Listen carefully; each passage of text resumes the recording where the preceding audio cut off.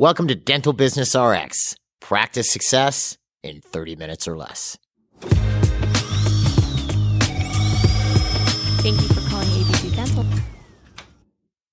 I was giving a seminar this past weekend, and I did a survey of all the attendees, and the feedback I got from them actually inspired this episode. Now, this seminar was about financial management, and I was surveying the room, and I asked how many of the attendees had raised their fees since January of 2020. Again, that's January of 2020. In other words, before the pandemic even began. I was expecting close to 100% would raise their hand. Sure, there'd be a holdout or two, but all in all, I was expecting close to 100%. So in the end, how many people raised their hand? About half. I was shocked. We've all seen costs going up. Year-over-year inflation this past January of 2022 was 7.5%. So what cost you $100 in January of 2021 now costs $108. And remember, this number is an average. So some things cost even more. Energy, gas, for example. And wages have also jumped, in some cases by up to 70%, for example, with hygienists in some areas. Many labs are charging more, and marketing is more expensive. Pay-per-click advertising on Google is up by 69% or more in some areas. So with all these costs going up, you're spending more. And if you're spending more and charging exactly the same, well, where do you think that money is coming from? Yeah, your profit, in other words. And that's what I want to talk about in this week's episode of Dental Business RX, specifically raising fees. We'll discuss it along with, I want to go through a few steps that you can take right now to bring about a fee increase smoothly in your dental practice. My name is Jeff Bloomberg, and I'm your host. And let's start this episode off by going back to the way traditionally fee increases have occurred, over the last 20, 30 years. Well, during that period in the last 25, 30 years, back to the 90s, inflation has been, moderate, 1.4, 2%, 3%, nothing crazy. So every year, the idea was, come December, you were supposed to take a look at getting ready to raise your fees, and then early in the year, you'd raise them in alignment with whatever inflation was the past year. Now, not everybody did that. Some people did, some people didn't. But the number was so low that 1 or 2 years of forgetting to raise your fees was fairly forgivable, right? Or forgiving, rather, is a better word. You could get away with it. It wasn't that big of an impact on your business. Well, now it's a really big deal. Costs are definitely going up. I've talked about it in recent episodes quite a bit. So if you haven't made a fee increase, it's something that you need to confront quickly. And as an additional point on this, and I'm going to be talking about establishing what your fees should be in a second, Sabri, who a lot of you have heard on our prior episodes, he's our Deputy Chief Operating Officer here at MGE, when she'll meet with a new client, has found that quite a few of these newer clients she'll meet, their base fee level is already too low. She'll compare it up against what the average fees in their area are, and she'll find that they are on the lower end, sometimes the far lower end. So this is something that you should be looking at and be aware of, because, it may not seem like much, all right? If you raise your cleaning fee, let's say by $5, it may not seem like that big of a deal, right? But if you do, let's say you do 40 pro fees a week. All right. Well, that's $200. You multiply that times a year. That's $10,000 a year. These little things add up. If your crown should be $100 more, well, if you're doing 20 a month, that's $2,000 a month or $24,000 a year. So this is something you have to make sure that your prices actually work for what it is you're trying to do in your office. So if I was looking to raise my fees, where would I start? Well, the first place we have to start is figuring out what should our fees be. Now, there are a lot of different services you can get for this. I believe Dental Economics has a national fee survey, which breaks it down regionally.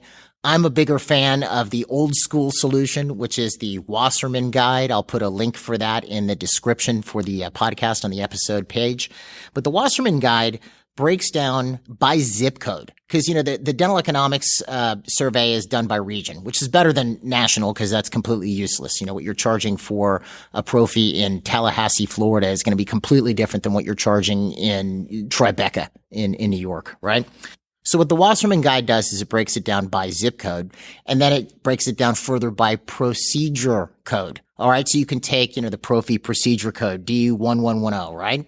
And you can look at, by your zip, what is, and this is the way the thing breaks down, the 30th percentile, the 40th percentile, the 50th percentile fee, 60th percentile, 70th, 80th, 90th. Now, what is this percentile thing? Essentially what it is it tells you that if you're in the 30th percentile, that means 30% of the doctors in your area charge that fee or less, and 70% charge more. If you're in the 40th percentile, 40% of the doctors in your area charge that amount or less, and 60% charge more. So the first question you want to ask yourself is, what percentile do you want your fees to reside in? If you want a recommendation from me, which really you have to do what is real to you. Okay. You have to do what is real to you in your own way, and it has to work for you. I like the 60th to 70th percentile area, because then I feel personally that fee number works. Now you can look and see if that works for you, and great, up to you. But then you'll look at this, you'll look at it by procedure code. You go, okay, this is how much is in the 60th percentile for my area, my zip, for this procedure code. Then you should compare it up against your fees. Now, as I mentioned a minute or two ago, this is where Sabri will look and see clients charging, especially newer clients in the 30th percentile or 40th percentile. They're way too low, right? So if your fees are too low, you need to raise them. Now, you can approach this a couple different ways. Let's take an example. Let's say the Profi fee that's in the 60th percentile in your area is $130, right? D1110 is $130 for your zip code in the 60th percentile, and that's where you want to be. And you are charging $65. Okay. Well, that's extreme, right? I have seen cases like that. I'm not joking. I have seen where people were charging what was charged 20 years ago in their area. But let's say that's where you are. You're at $75 and the fee in your area is $130 in the 60th percentile. Well, in that case, you might think that might be a bit too much of a system shock, to immediately roll overnight, to double your fee. All right. Well, if that's the case, then you might want to do it incrementally. You might want to bump it, $20 immediately. And then over the next few months, maybe 2 or 3 months later, bump it again, and 2 or 3 months later, bump it again until you hit that number that you're supposed to be at. Now, one thing is, we're not affiliated with the folks who put out the Wasserman Guide. I do like their product. I don't get paid anything for mentioning it. But one thing I don't know is if they are keeping up with the inflationary trends that are currently going. So, in other words, you may look and say $130 is in the 60th percentile in your area for that code. But then you look and you go, okay, it was also the same last year. Well, then you might be looking at closer to an additional 7%, right? Which might be closer to 140 based on the current inflationary trends. And the idea behind this is I would not be afraid to do this. I've seen some folks who, we are our own worst critics, right? We tend to ride ourselves a little bit too hard. So, are you actually worth it? Oh, that fee's too high. You might get into that conversation with yourself, yet you would be happy paying similar fees somewhere else yourself. You have to charge what is fair. If you are comfortable the way you are as a clinician and you're comfortable with your other providers in your practice, charge what they're worth. There's nothing to be afraid of. There are going to be a lot of people. As a matter of fact, most people are willing to pay a fair price for a service or product. There's always going to be that patient who says, well, I saw a billboard for $7.99 implants. But that patient is not the majority of your patient base. You are going to have people who just go places for price. But the majority of people, price is part of the equation, of course, but the other part of the equation is customer service and overall service.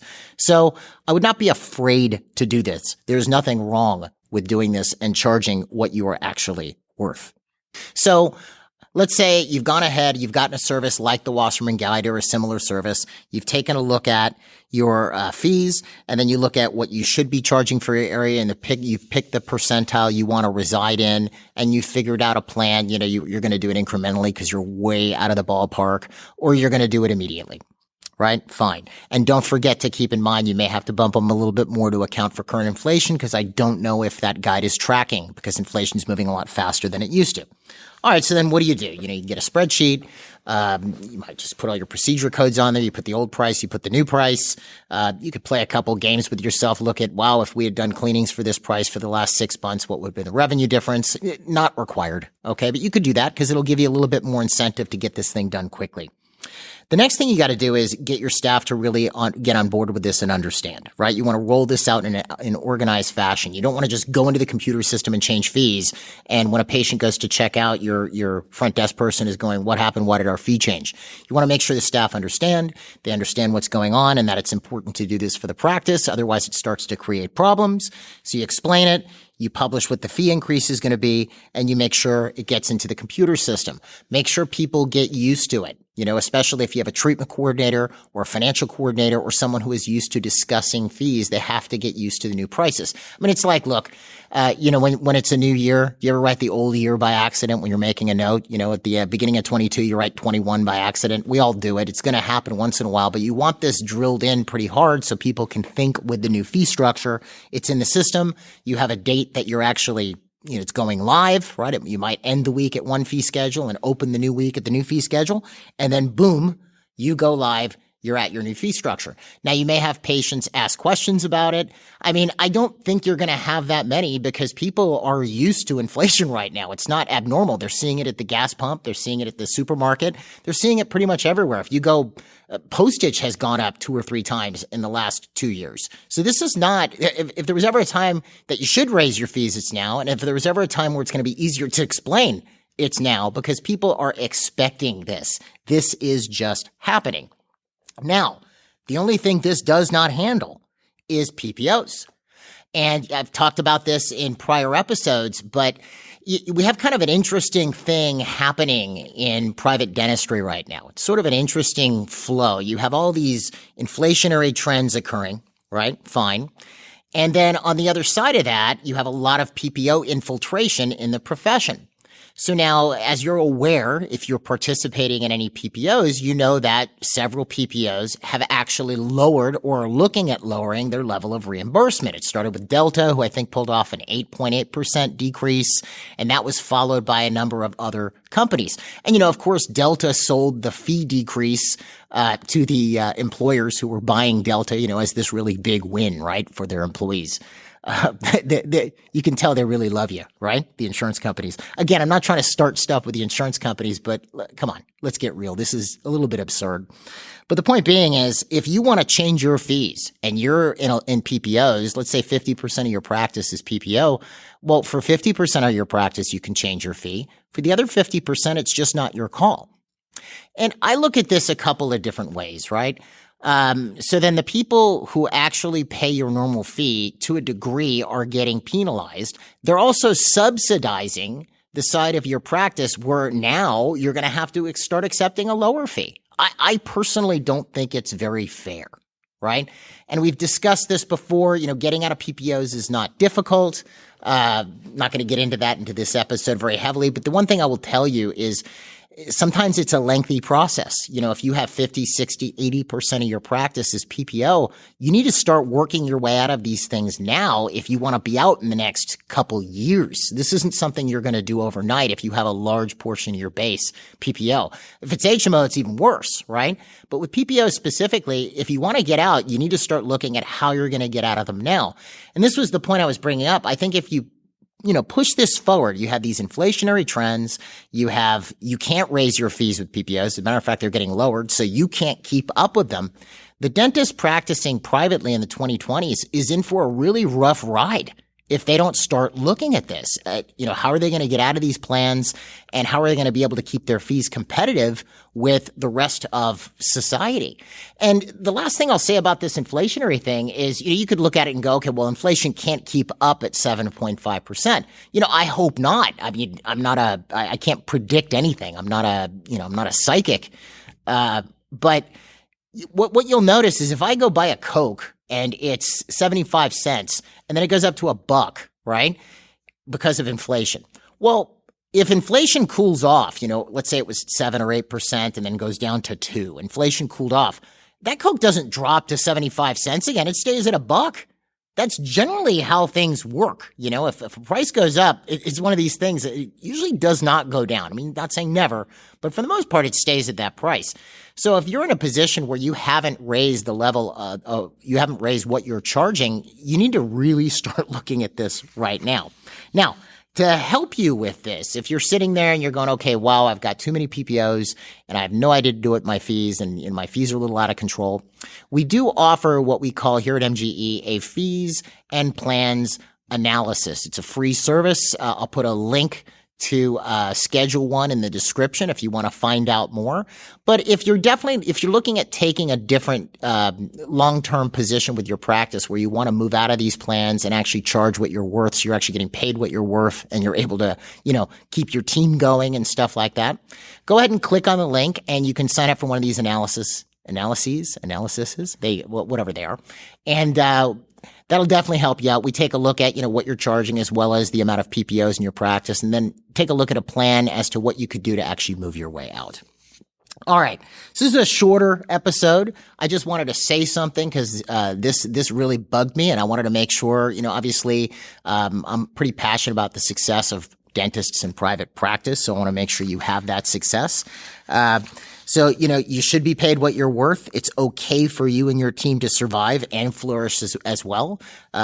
Take a shot at and check out the consultation if you like. I also have the link to the Wasserman Guide. And if you have any other questions, you can always give us feedback on the dentalbusinessrx.com episode webpage. There's a comment section. Otherwise, folks, that's all I have for you this week. And I look forward to talking to you at the next episode.